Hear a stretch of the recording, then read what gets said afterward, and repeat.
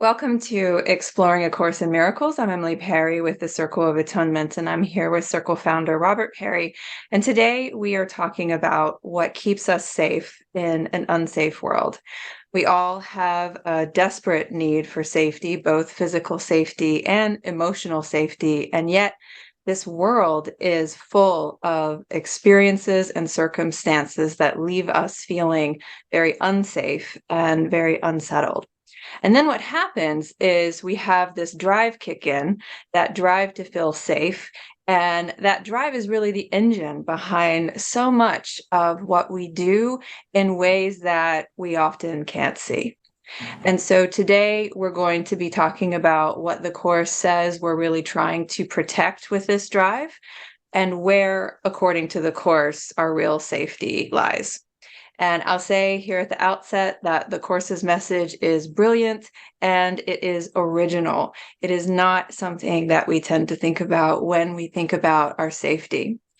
This podcast is inspired by Robert's message at our recent Sunday gathering. I should say here also that in our online circle community, we do host Sunday gatherings on the second and fourth Sunday of each month. Those gatherings are free and all are welcome to join us. You can find the link at community.circleofa.org. And after our most recent Sunday gathering, someone said to us that she almost didn't come because when she heard that the topic was on safety, she just figured she knew what we were going to say. She thought we were going to talk about putting our trust in a loving God, which we do, but when she actually heard what the Course was saying on this topic of safety in particular, she was really struck by it. And in fact, we wanted to do this podcast because the message from that gathering really struck a chord with so many. So, Robert, you were really the one who wanted to talk about safety for that Sunday gathering. It was your sermon that we listened to last weekend. So maybe we should begin with why you felt so drawn to this topic. It was just one of those personal topics that I was connecting with, and I was so struck by it. I really wanted to help cement it into my own mind and then obviously pass it on to our community.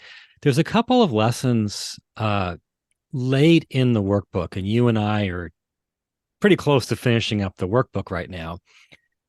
One is in lesson 337, the other's in 341. And without giving away too much of what we're going to say, they both talk about safety, about freedom from harm. And they do it in this really kind of unusual, counterintuitive way, but I was really connecting with that way.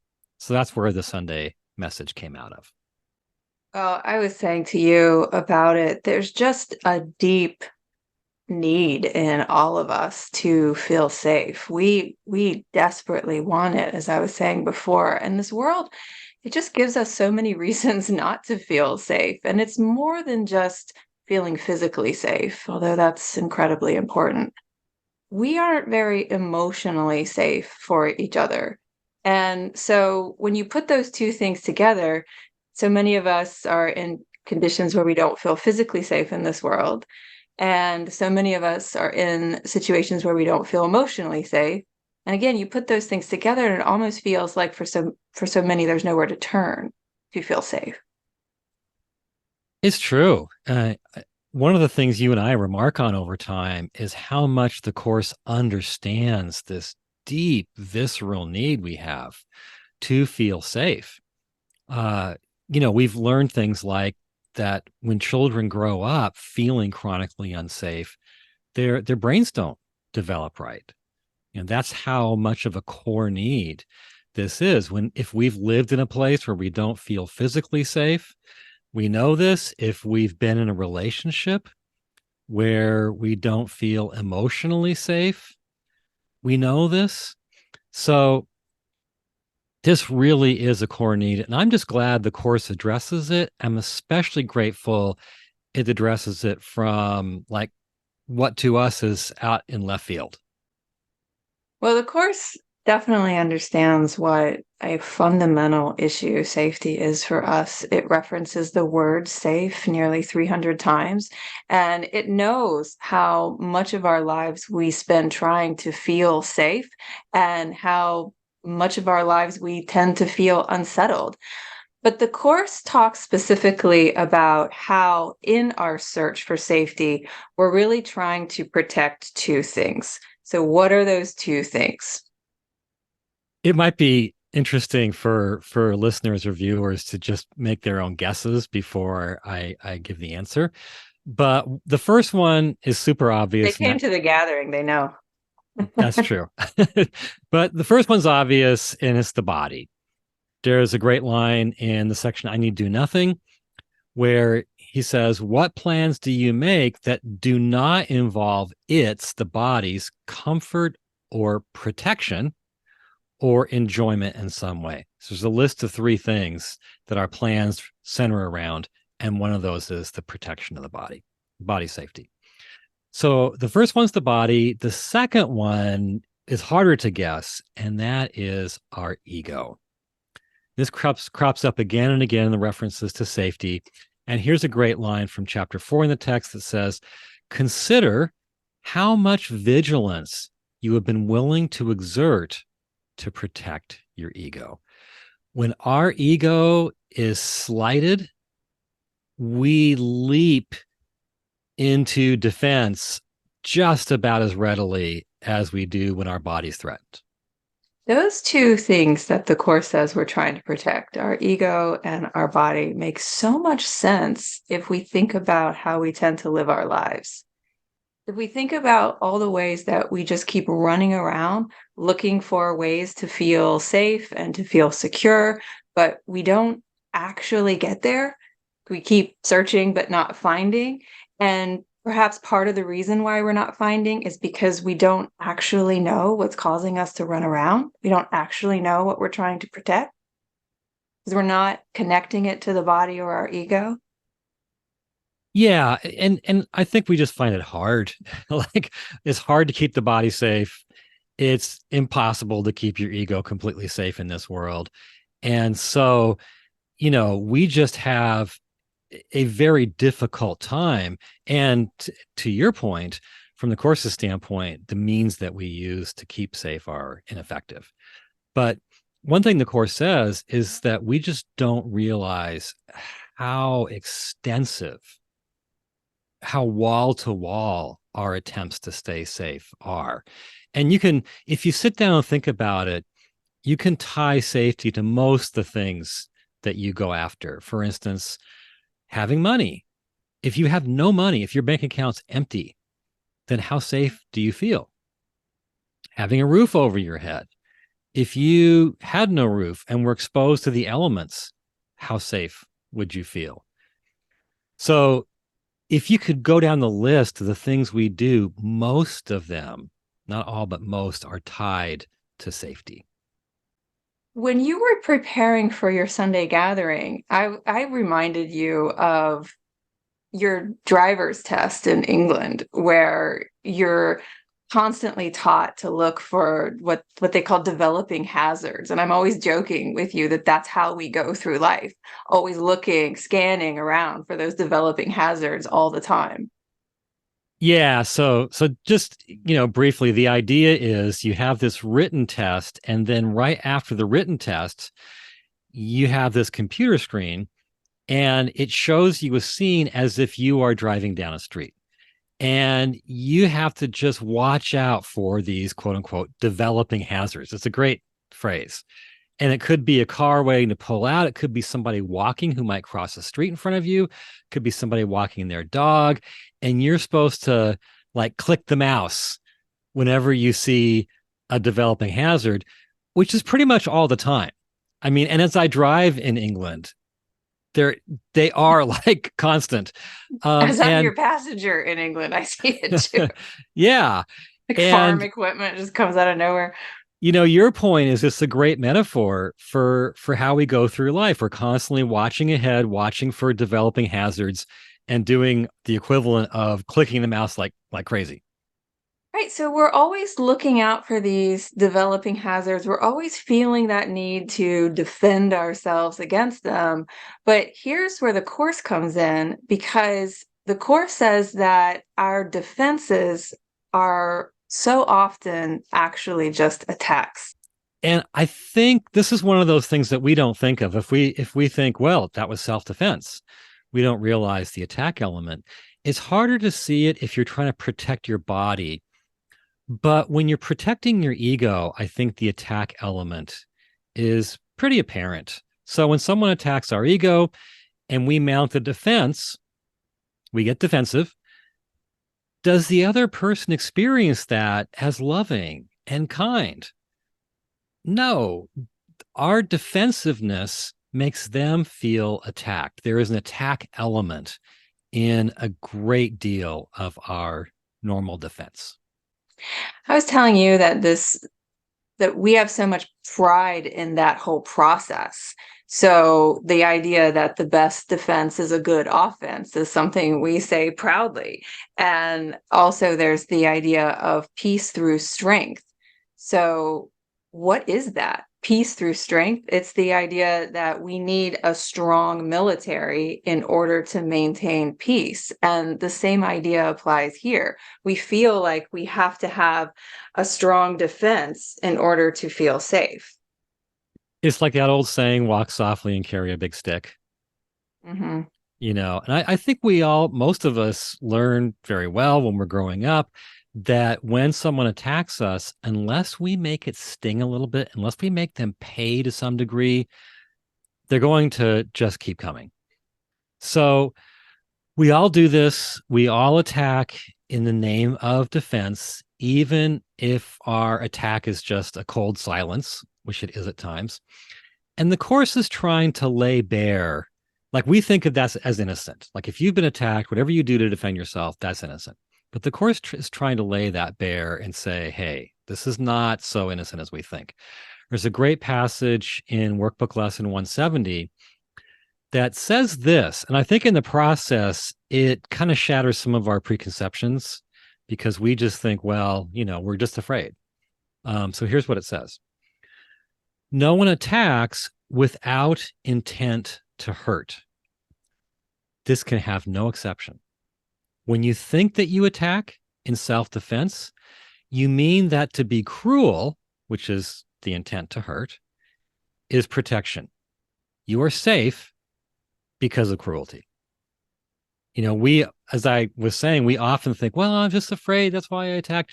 He's saying attack is always cruel. There's an intention to hurt there. And so that already tells us that something's very wrong with our defensiveness, with the attack sort of contained in our defensiveness.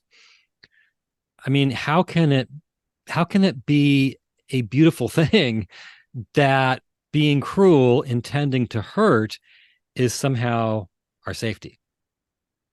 It's a really powerful line. You are safe because of cruelty. Yeah, Should let it that is. one in. Yeah. So that's already pretty ugly, but it gets worse because the Course says that when we attack in the name of self-protection, that leads directly to us feeling unsafe. And in the Sunday gathering message, you went through a three-step process that outlined why that is. So let's go through that process. Yeah, that process is really important. It's really at the heart of what the Course is trying to say about this theme of safety. So, this is from chapter 5 in the text, and it says this: whenever you are not wholly joyous, whenever you're not wholly joyous, it is because you have reacted with a lack of love to some brother that God created. Perceiving this as sin, you become defensive because you expect attack. So, what I was saying is that there's basically 3 steps contained in there. Number 1, you react to someone else in an unloving way. And based on how the Course uses the word react and based on the context, I think that reaction is an internal unloving reaction as well as a behavioral unloving reaction. So, number 1, you react to someone in an unloving way. Number two, now you perceive this as sin, whether you use the word or not. And we'll talk about that. You feel guilty. Okay. And number three, as a result of feeling sinful and guilty, you expect attack. And expecting attack, you feel defensive, you feel not wholly joyous, you feel unsafe. So in that passage, we see, just to summarize, number one, you react to somebody in an unloving way. Number two, you perceive that as sin, you feel guilty. Number three, now you expect attack, you feel unsafe. Well, the course is full of these little processes that it doesn't identify as a process, but if you kind of put on your glasses, you can see that the process is spelled out in the passage. It's just not obvious because Jesus doesn't say, here's step 1, 2, and 3. But if you put that overlay on the passage, you can see all those steps are there. And that's important because if this sequence is actually in our minds, if we are aware of it, then we might be able to get to the root of why we feel unhappy. We can't be happy when we're unloving. And then that is causing us to expect attack. And so that's why we feel unsafe. So we have this direct line between being unloving and not feeling safe. And he tells us, but it's just not always so obvious when you're just skimming over the words. Well, it's not obvious when you're skimming over the words, and in the living of it is completely opaque. Like, that is a totally counterintuitive three-step process. We think the first step, basically attacking, keeps us safe, right? We think unless I have that strong offense, then I'm not going to be protected. Unless I carry a big stick, I'm not going to be safe. What he's saying with those three steps is completely contrary to what we think. And so part of, I think, the challenge here is to try to identify that sequence in our minds so that we can start to believe that it's not just some words on the page of A Course in Miracles, but that it's actually operative. And so I think one thing, I mean, we all know we react unlovingly. I think we don't admit it as much as it happens, but we know we do at times. The second step is where it starts to get hard and counterintuitive. So now we feel sinful and guilty having reacted unlovingly. I think most of us just aren't very aware of that second step following from the first step. Yeah, it's not only that we're not aware of it, but so often the pieces that we are aware of are culturally supported. So I'm thinking about the ways in which our unloving reactions can make us feel more righteous, right? Like even more superior. I'm thinking about our love affair with boundaries and the culture wars that we're in, where we're kind of attacking each other over not being inclusive, which doesn't make any sense to me. And so we're attacking in ways that are supported. You put up your boundaries and people are like, good for you. And this is where it backfires again, because we can't attack without it having some kind of what I call residue left behind. Yeah. Yeah, I have to say, I mean, so much of the messaging we get in our culture these days is people who maybe are not the precise stereotype of the normal, um, are basically giving us the message like, I'm me, whoever you are, I'm me, deal with it. And I think we feel like when we're in that stance, we feel safer. But the course says that we can actually like track that residue you're talking about in our mind. You look like you want to say something. Well, I'm just thinking of, I mean, I just am picturing people listening like, she's naive, we need boundaries. And I'm not saying that we don't need to have boundaries. It's just we've done a whole workshop on this in Course Companions. The way we set our boundaries is often really unloving. Yeah. Our Well, the boundaries become our attack. sure, sure. I think if you've been on the other side of a set of the setting of a boundary, most of the time it's not set in a very loving way. But anyway, that's we could sort of go off there for a while. What I want to say about this is that even if you feel superficially like, yeah, I showed them, you know, I showed them who the better person is, who the more spiritual, the more ethical person is. You can see that residue in the mind. Underneath that, even if you feel better for like a minute, that harshness tends to linger in your mind. You feel, as we said, a residue. You may you may replay that moment when you were harsh afterwards. I find myself doing that. You feel petty, you feel uncaring, you feel unclean. In essence, you feel bad about yourself, even while you're thinking, I showed them I was the victor. And that bad feeling about yourself, that's guilt. Right. And so often we say we don't relate to guilt or it's not something that we feel like we can connect with.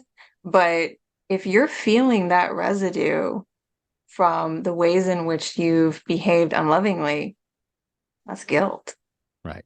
Yeah. So the second step, I think we can see when we look in our minds. Once we behave unlovingly, react unlovingly, that was the first step. There is that sense of I've sinned, even if you don't use that language. There is that sense of I feel guilty. But then comes the third step of expecting attack. And I think that's the hardest to see here. Um, the Course does say this. We saw that in our passage. There's another passage that says the guilty expect attack. And I think what happens, and I think if we're very, very sensitive to the processes in our minds, we can see this at times. I think what happens is once you feel like you've done something wrong, you've done something unloving, you start to think you deserve for it to come back to you. And that leads your mind to start expecting that you'll get mistreated by people, you'll get mistreated by institutions like the government, you'll get mistreated by random events, by viruses, by bad luck.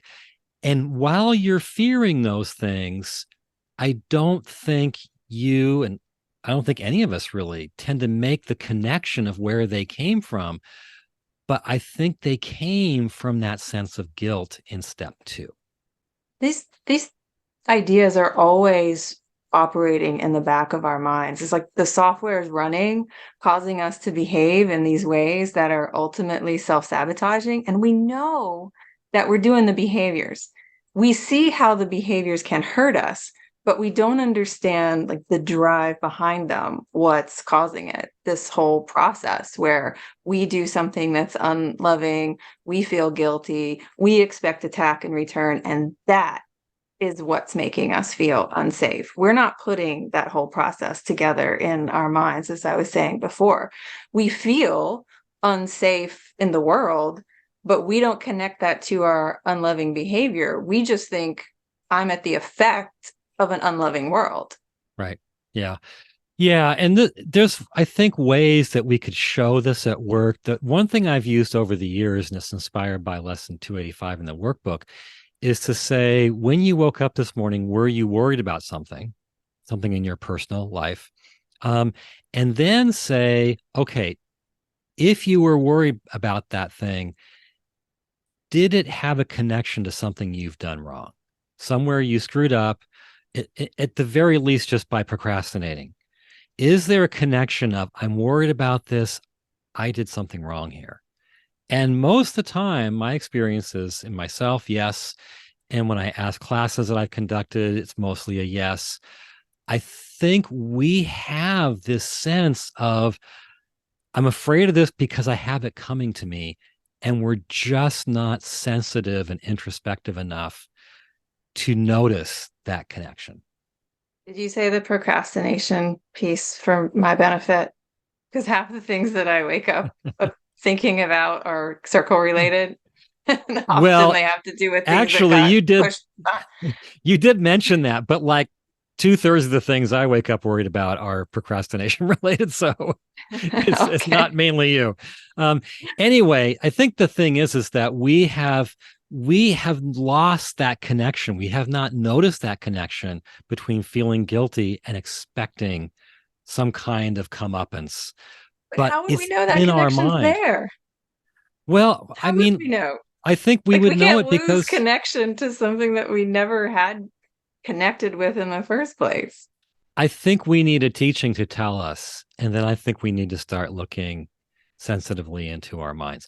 But the point is that if this sequence is operative in our minds, we react unlovingly, we feel sinful and guilty, then we expect attack basically as our just desserts and therefore feel unsafe. If that's going on, and if it's going on not just in isolated instances, but all the time, if that's really the cause of why we feel so unsafe in this world, we need to wake up to that. Because if that's true, then the way to seek safety is totally different than the way we've been seeking it. We've been seeking it with a lot of attack. And if that attack makes us feel unsafe, then our whole effort to be safe has backfired. We have all been seeking peace through strength, Right. Yeah. and equating attack with strength. Yeah. And Hmm. I think you can see people who have a lot of anger and attack in them who also feel very unsafe. And what they would say is, well, of course I'm angry. The world's made me unsafe. But what if the main cause and effect relationship here goes the other way? What Hmm. if without all that attack in them, they wouldn't feel unsafe? So let's get into the course's idea of what makes us safe. So, as usual, the course has its own teaching on this. And so, naturally, it's, as we're saying, one that you wouldn't guess. So, let's get into what it is. Yeah, it was really great, I have to say, after our Sunday gathering to hear that member of our community say, like, I was expecting you to say, trust God. That's what you expect in a spiritual setting. And what the course has to say about this is just so unexpected. And I think it's therefore refreshing. So, where does safety come from in the course's view? There's a great line that has really struck me for years, even though I can't quite hang on to it. I'm hoping to hang on to it better now. It comes from chapter 6 in the text, and it says, safety is the complete relinquishment of attack. Safety is the complete relinquishment of attack. And you see this connection throughout the course. So, what inspired my sermon more than anything else was we were doing lesson 341 in the workbook. And lesson 341 says, I can attack but my own sinlessness. And it is only that, my sinlessness, which keeps me safe. And as I thought about that, and I was writing commentary about that or a summary of it, it's clear what is implied in that one fairly brief sentence. We attack to protect ourselves, like we've been saying. So we think we're protecting ourselves, but what we're doing is we're actually attacking our own sense of innocence, our own sense of sinlessness. And ironically, it's that sense of sinlessness that makes us feel safe. And Good. so, strangely, while we think we're protecting ourselves with our attack, we're attacking our safety. Right. Again, that's not what we tend to think of when we think of what makes ourselves safe. We don't think, I'm out of touch with my sinlessness. So I imagine that's a new one for a lot of people. Oh, yeah, So absolutely. so what is this connection between sinlessness and safety? How does one lead to the other? Well, I could think of and find in the course a couple of different ways. First of all, we should just say this connection's found all over in the course. I just have a few quotes here. I'll read them quickly. It is only your guiltlessness that can protect you. And guiltlessness, sinlessness, same thing. Here is your innocence waiting to clothe you and protect you. The guiltless have no fear, for they are safe and recognize their safety. And then finally, my sinlessness ensures me perfect peace, eternal safety. So just in those few quotes, you can see this is a repeating theme that our sinlessness slash guiltlessness slash innocence is where we find our true safety. Yeah, and then there's the lesson in my defenselessness, my safety lies. Yeah, The course talks closely so related. much. Yeah, the course talks so much about how we're already sinless, we're already safe. We've just lost touch with it. And that if we could reconnect with who we are as God created us, how sinless, how pure, how innocent we really are in our core nature, then we could walk differently through the world. We could walk through the world feeling completely safe and feeling like nothing can harm us. Yeah. That's a hard thing to connect to, though. I think it's one of those ideas from the course that we get intellectually, but it's just hard to actually wake up in the morning and feel it in this world and demonstrate it in this world. And I think it's partly because we aren't really in touch with our sinlessness. I think if we were, we would notice the calming that comes along with that. But let's talk more about, what is the connection? Because we need to ideally at first just get it intellectually before we get it on a deeper level. So I think one reason that sinlessness brings a sense of safety is if we feel sinless, which the course says we always are, but we're not in touch with it, then we don't feel deserving of repercussions. So when we attacked, we felt like we deserved to have our attack come back at us. If we feel absolutely sinless and pure, then it feels like we deserve only goodness in return. And so we expect that. And I think even if the world does attack us in the usual sense, which it's of course is going to, um, it won't go in. And I think this is important because when people attack us, we tend to somehow internalize it. We feel bad about ourselves. Okay. Somehow they're telling us we're rotten and something in us starts to feel rotten. And I think what the course would say about this, and there is a suggestion of this in chapter 1 of the text, I think it would say, well, them telling you you're rotten would only affect you if something in you decided to agree with that. And you would decide to agree with that because you have been telling yourself essentially the same thing. Maybe they have different details. Maybe their facts are wrong. Okay. But within their message is you're bad. And that wouldn't go in unless you were already telling yourself that on some level. You wouldn't be so vulnerable to it. You wouldn't be so, as the course says, eager to take it in. And so if you felt completely sinless and pure, completely clean, then when someone says you're rotten, it would just bounce off. I so want that. Yeah. This has been a particularly tough week, personally feeling attacked. We released our video, A Course in Miracles in 60 Minutes, and it is the most popular video the Circle has ever released by far. And so there's a lot of praise that comes with that.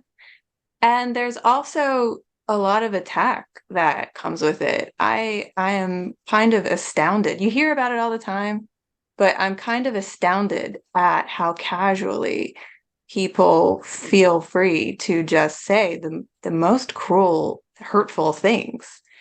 as if there's not a person on the other end, like reading it. And I would just love to be the kind, and I'm saying this because I think, we all kind of want this. I relate to the idea that there must be something in us that already feels that way, or it would bounce off. But gosh, wouldn't it be great to demonstrate that idea of like, you know what you're saying about me? That's got nothing to do with me. And to like go through the world that way. I think we kind of aspire to it. And we get it. It's another idea that we get. But then when you get the attacks, it's like, ouch, like what we want to do is to go through the world and just have those things kind of bounce off, Yeah. regardless of the form of the attack. Well, there's that line that you love to quote. Those who attack are poor. Their poverty asks for gifts, not for further impoverishment. Like, wouldn't we love that attitude? Like, oh, you're attacking. I see that you're poor. You feel Mm-hmm. poor on the inside. And so your poverty asks for gifts, not for me to further impoverish you. I think we've all probably had moments of that, maybe with our kids or whoever, where it just doesn't feel like the attack is ours, has anything to do with us. And so we can, look at them with compassion and say, hey, how can I help you feel better? And what the course is basically holding out is the promise that we could feel that way under all circumstances with all attacks. It is easier when the attack isn't ours. I mean, it's so much easier when your kid comes home and says, so and so said this, and you're like, well, that has nothing to do with you. You can just let that one bounce off. But then when it's about you, it's like, oh, okay, that one went in. And I love this idea though, that it wouldn't go in if we were more in touch with our sinlessness, who we are as God created us, and therefore the eternal safety that comes with that. So Yeah. again, like there's something in us that is allowing that attack in. And I know you're going to say it's because we want to attack ourselves, but not that we We've want to been attack ourselves, but that we want to attack other people ourselves. we've been attacking ourselves with sin and with guilt, right? Because of our own loveless reactions. But we know this pattern, the positive side. There's this great story that I was trying to find, but I couldn't find it. Meister Eckhart, famous Christian mystic from the 1200s, um, he'd give these sermons to just ordinary people on these super lofty themes, like themes we're still trying to like puzzle out. And after the story goes, after one of his sermons, this guy comes up and he's like, I don't know why you're talking to common folk about these things. I mean, surely these are ineffective sermons. Of course, they're still being printed to this day, but who would know that? Um, and he really, I think, in a fairly, according to the story, gentle manner, laid into Meister Eckhart for giving these, you know, really kind of misguided sermons. And the story goes, Meister Eckhart said, you know, what interesting points you're making. Please, like, come sit down with me and tell me about yourself, like where you've been and where you got those Mhm. points. And like, we would love to react to life's attacks that And way. we see it and we're really moved by it. When someone loves in the face of attack, there's just something in us that melts. And yet when we're attacked, it's like, oh, it's way harder. And you haven't shared this one in a while, but I do love your Les Mis example where the Jean Valjean goes into the church and steals these things, leaves with them, gets caught. The police bring him back to the church, and the bishop is like, "Oh, you you forgot the candlesticks. You take them too." And to that idea, we talked about this in the Scarcity to Abundance podcast. That idea that if somebody attacks you, to just have the strength to say, "Gosh, you must be deeply hurting. So But let me love you in return." But what gives you that strength to say that is a sense of your own sinlessness. And we should keep Yeah. going with the connection between sinlessness and safety, because there was another side to it that we wanted to talk about. Yeah, okay. Well, I'll get into that. I just mentioned the Scarcity to Abundance podcast, and we talked about how when you're spiritually abundant, you just have this desire to give. And the same idea applies here. So in chapter 6, the Course says your only real safety lies in extending only the Holy Spirit, because as you see His gentleness in others, your own mind perceives itself as totally harmless. And so as you extend the Holy Spirit to others, your mind sees itself as totally harmless. And when your mind sees itself as totally harmless, you see no need to protect yourself. And so you can just love even in the face of attack. So that's a beautiful idea as Yeah, well. and then comes this next step in that passage, which I think is the second way of connecting sinlessness and safety.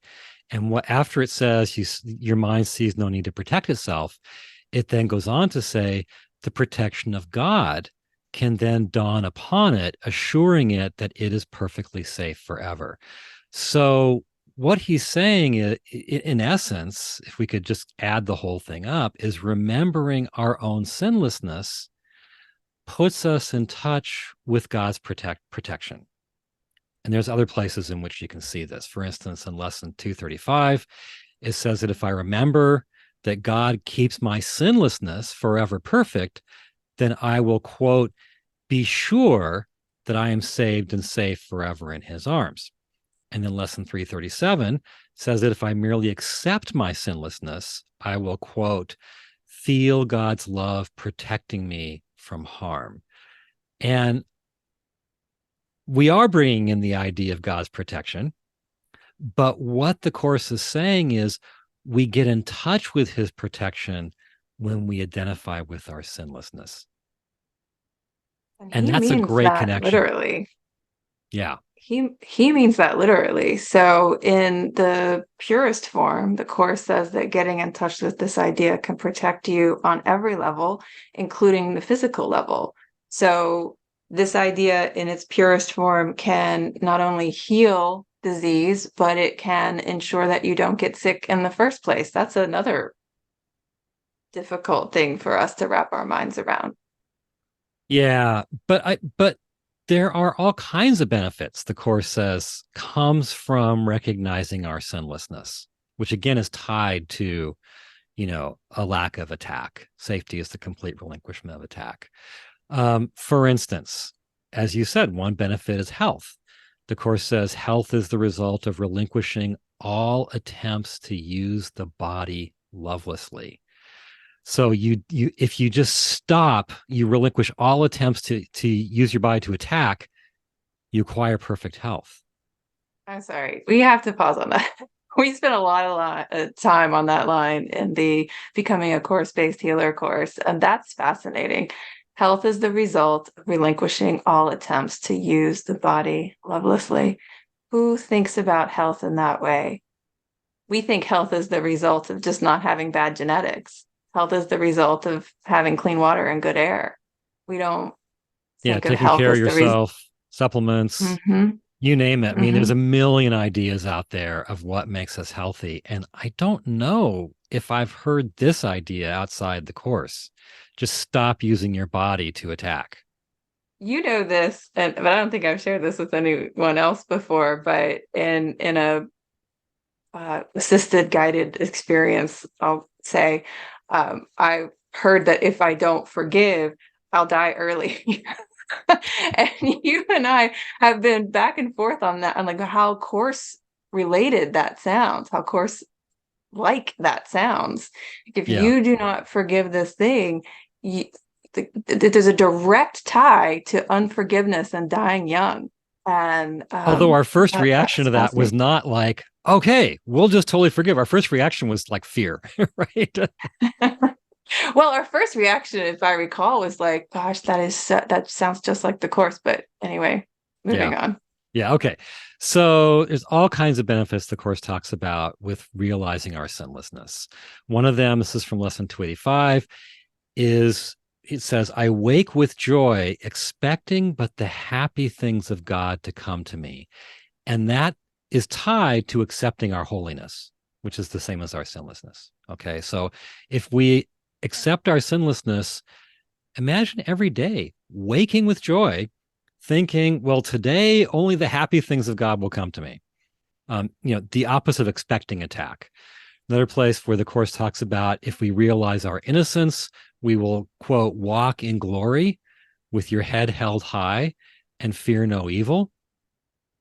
I mean, wouldn't we love to walk through the world walking in glory with our head held high, fearing no evil? The course says that another benefit of accepting our sinlessness is freedom from fear. There's a line that says the sinless cannot fear. Imagine being unable to fear. And one of my favorite lines, and this is about safety, but it connects with all that we're saying, is lesson 329 says in its prayer, and I am safe, untroubled, and serene in endless joy. Imagine feeling that way all the time. I'm safe, untroubled, and serene in endless joy. That is what comes in the wake of accepting our sinlessness. It's such a beautiful idea. And as you were talking, I was looking up loveliness because I recall that there's a part in the course where it's like we're not only protecting our sinlessness, we're protecting our brother's sinlessness as well. And the line is something like you protect his loveliness, which is a way of saying the same thing. Oh, yeah, I know So where that is. Yeah. what a just phenomenal idea that the way we feel safe is to protect our sinlessness in our own mind and protect the sinlessness of other people. And that's Yeah. how we go through life with walking in glory and feeling like we're safe and settled. Well, I Now, know I know we need to wrap this up soon, but I yeah. can't I can't resist saying that in the course you mentioned loveliness. That's the same thing as beauty. The course's theory of beauty, and we should do a podcast on this sometime, is beauty is sinlessness. Beauty is holiness. So if we want to feel safe, let's recognize our sinlessness. If we want to feel truly beautiful in the most important sense of the word, it's the same thing. I love this moment now of the idea of getting in touch with our sinlessness and our loveliness. And I want to kind of park here for a bit, but at the same time, I'm imagining that there's some people listening who are like, well, it sounds good in theory, but this is a attacking world. This is a harsh world. Look what happened to Jesus. His own sinlessness couldn't even save him here. So what do you want to say about that? Well, the course directly connects his death and resurrection to what we're talking about here. First of all, it says that the message of the resurrection is that he could feel immune to what was being done to him during the crucifixion because he identified with his sinlessness. And feeling immune to that attack, he didn't have to be defensive. So even though his body was being, tortured and killed physically, on the inside, he didn't feel like he was being attacked. And then the resurrection, the course says, was basically the proof that he was right. It was the proof that he wasn't really harmed. And, you know, in the Bible, the resurrection is him not just coming back to life, it's him being translated to a new mode of life. And very interestingly, for our purposes, in the course, he says that the resurrection was the result of him renouncing all hate, which is very interesting. So we're talking about renouncing attack. Safety is the complete relinquishment of attack. And we're tying that to being safe. He's saying by renouncing hate, he achieved his resurrection. And he promises that we can do the same right in that same spot. He says that those who change their mind about hate do not need to die. So this is all related to what happened to him. Now, you and I have talked many times about in classes and whatnot about when someone says, "Yeah, well, look what happened to Jesus," and the response can be, "I know, look what happened to Jesus." Right. Isn't that Like amazing? like they're Well, referring to the crucifixion and we're referring to the resurrection. all right, so let's talk about how we can stay in touch with our sinlessness throughout the day.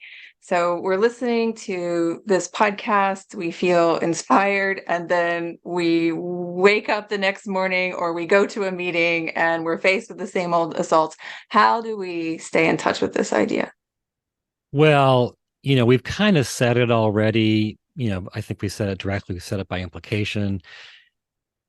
That being in touch with our sinlessness is really the corollary of step two from that earlier thing. Like, first you react unlovingly and then you feel sinful. So we have to basically cultivate loving reactions, right? That's what leads us to be in touch with our sinlessness. We are already sinless. We've talked about that. That's the core teaching of the course. God created us that way, and He guarantees we remain that way. But we aren't in touch with it unless we achieve that condition of what He calls the complete relinquishment of attack. And the flip side of that, which I like to say, is 100% kindness in thought and action. If we can train our minds to achieve the complete relinquishment of attack, to have 100% kindness in our thoughts and actions, then we're in touch with our sinlessness. Right. In the Sunday gathering, you shared the same sequence from earlier. You shared the sequence that makes us feel unsafe. We react in an unloving way. We perceive ourselves as sinful, and so then we're guilty, and then we expect attack, and so that's what makes us feel unsafe. But in the gathering, you flipped it upside down in another process that was positive. And so I'm hoping you can share that with us as well, because to me, these are the steps that we can use to get in touch with our sinlessness throughout the day. Right. So flipping it around yields number one, you practice 100% kindness in your thoughts and in your acts. Number two, this keeps your sinlessness clear in your sight. It holds it up, shining and clear in front of your eyes, so to speak. And then number three, now you feel completely safe. You feel immune to attack and you feel enfolded in the protection of God. So imagine if that three-step process becomes our lives. That's so good. So instead of reacting in an unloving way, we're 100% kind. That's what keeps our sinlessness in our sight, and that's what makes us feel safe. Yeah, beautiful way to live. Right. Yeah. This is going to take a lot of mind training, obviously, to get in touch with this sinlessness. It's not something we're taught how to do. We are going to fall down a lot along the way, but I know that's what we're doing here. So at the end of the day, what do you want someone watching or listening to know about this idea that we want to leave them with?